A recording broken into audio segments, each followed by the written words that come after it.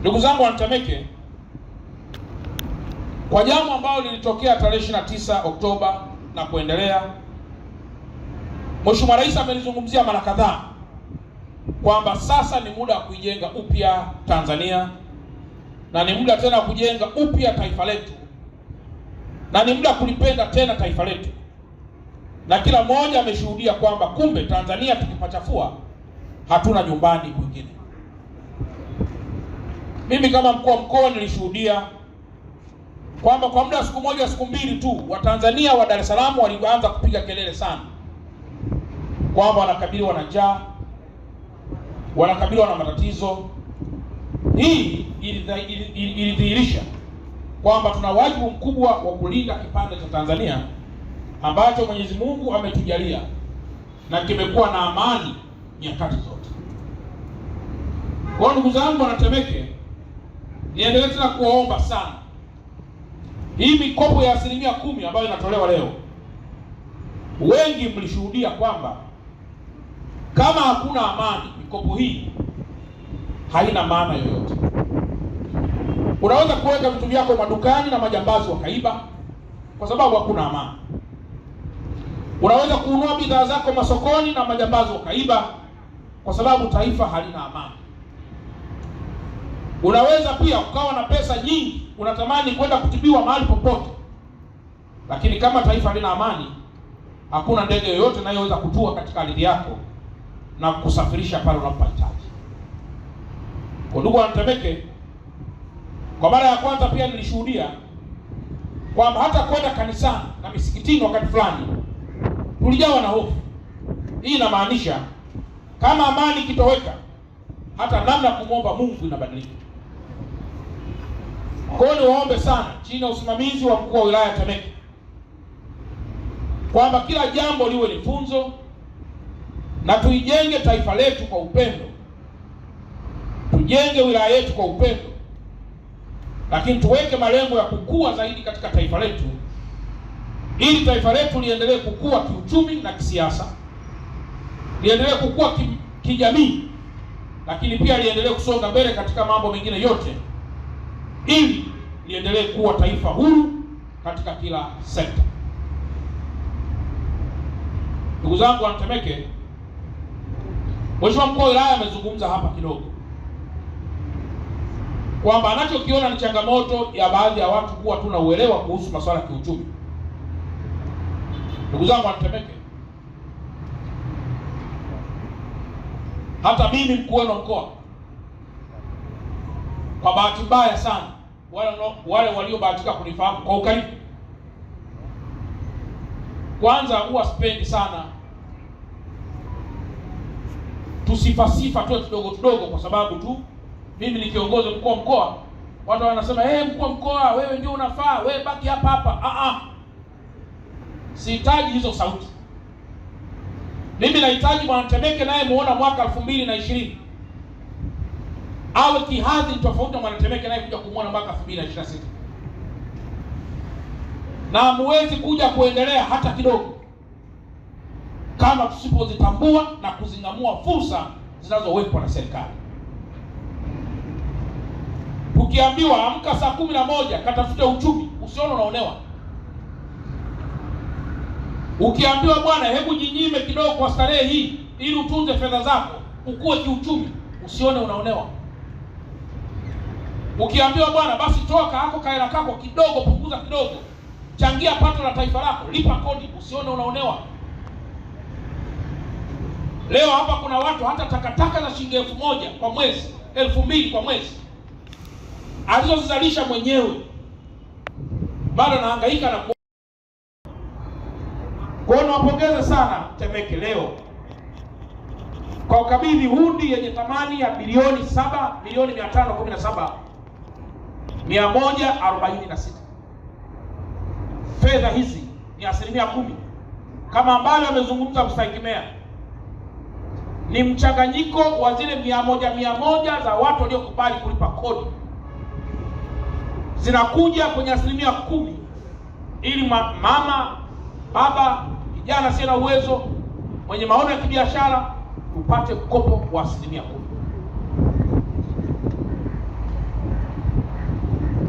Wapo watu, Mheshimiwa Mkuu wa Wilaya, na mgogoro pale ofisini kwangu, wamekuja wanasema tumeuziwa nyumba, naomba mkuu wa mkoa tusaidie.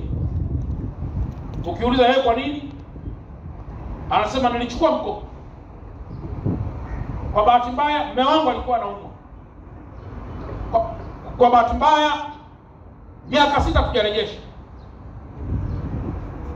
Mheshimiwa Mkuu wa Mkoa, benki wamenionea sana.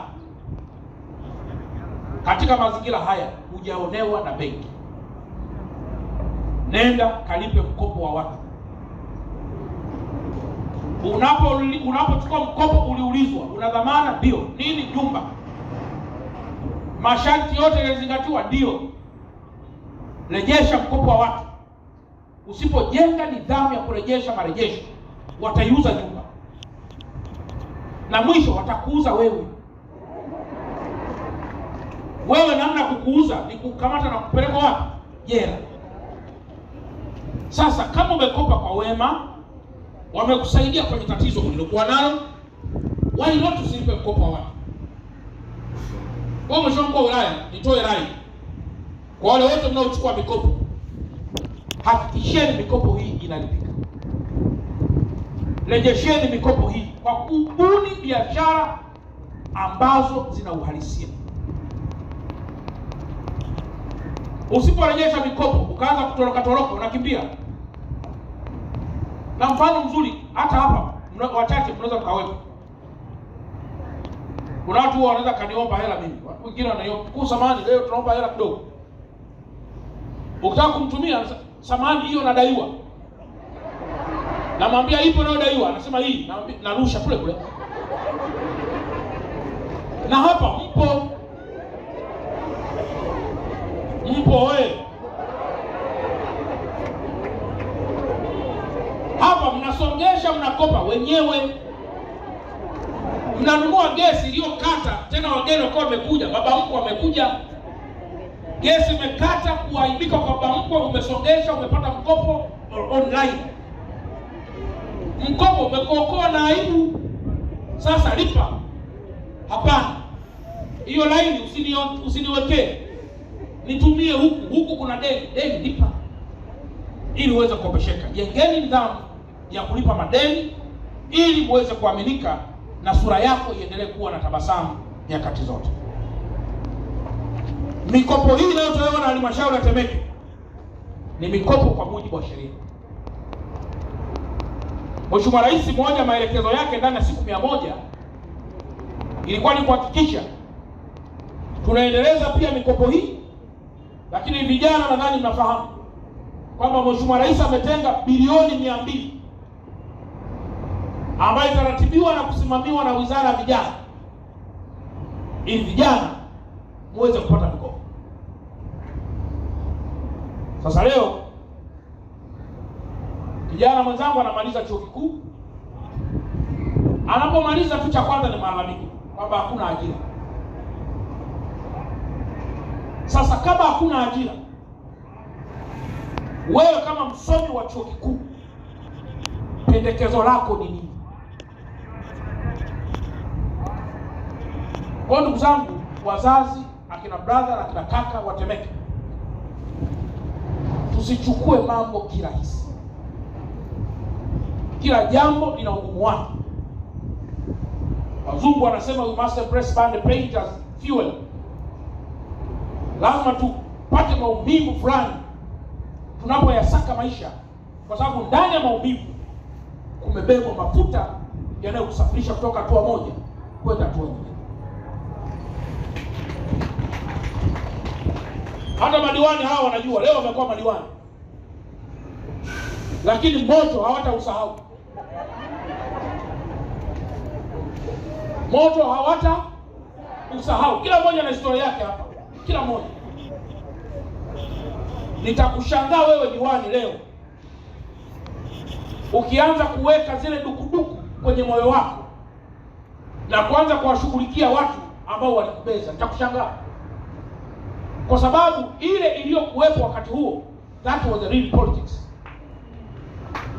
Politics lazima iwe na machozi, lazima iwe na jasho, lazima mafundisho kama mtaka cha uvunguni ainame.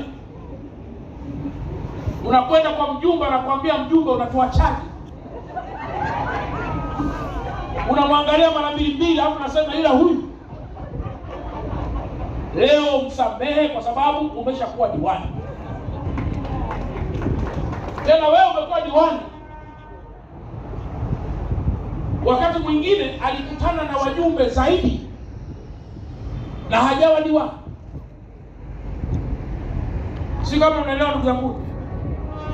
Ndio maana niliwahi kusema siku moja mbele ya Mheshimiwa Rais kwamba Mungu alipoumba ulimwengu aliumba kwa siku 6 akapumzika. Alipokuwa anaumba ulimwengu, udongo aliokuwa ameutengeneza kwa ajili ya kuumba watu, siku 6 aliumba watu, ila siku ya 7 Shetani alienda kuiba udongo akaumba wajumbe.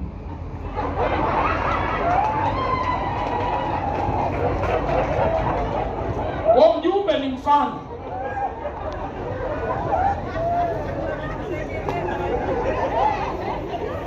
Kwa ukimchukia mtu huyu unafanya dhambi bure, kwa sababu yeye hakuwa sehemu ya Mungu, bali alikuwa udongo uliomuumba uliibiwa na Shetani siku ya 7.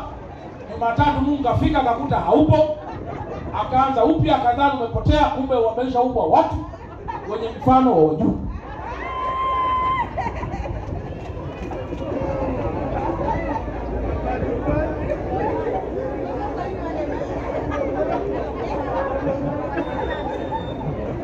Kwa ndugu wanatemeke, kama wenzangu walivyokusha sema kwamba kwa kutambua umri wa vijana hadi kufikia miaka 45 kutoka miaka 35, haya yalikuwa ni mabadiliko makubwa yaliyolenga kupata ushiriki wa vijana wengi zaidi katika fursa hii ya ukopeshaji wa mikopo. Nitoe rai kwa Mheshimiwa Mkuu wa Wilaya, mikopo mingine tena inayopatikana tuendelee kuwapa elimu vijana wote waliomaliza vyuo vikuu, kupewa vipaumbele vya kupewa mikopo hii kama tu wana mawazo mazuri yanayotekelezeka. Tuwalenge pia zaidi akina mama, kwa kuwa wamekuwa ni waaminifu wazuri kwa muda mrefu, kupewa pia mikopo hii ili kuondokana na unyanyasaji wa wanaume.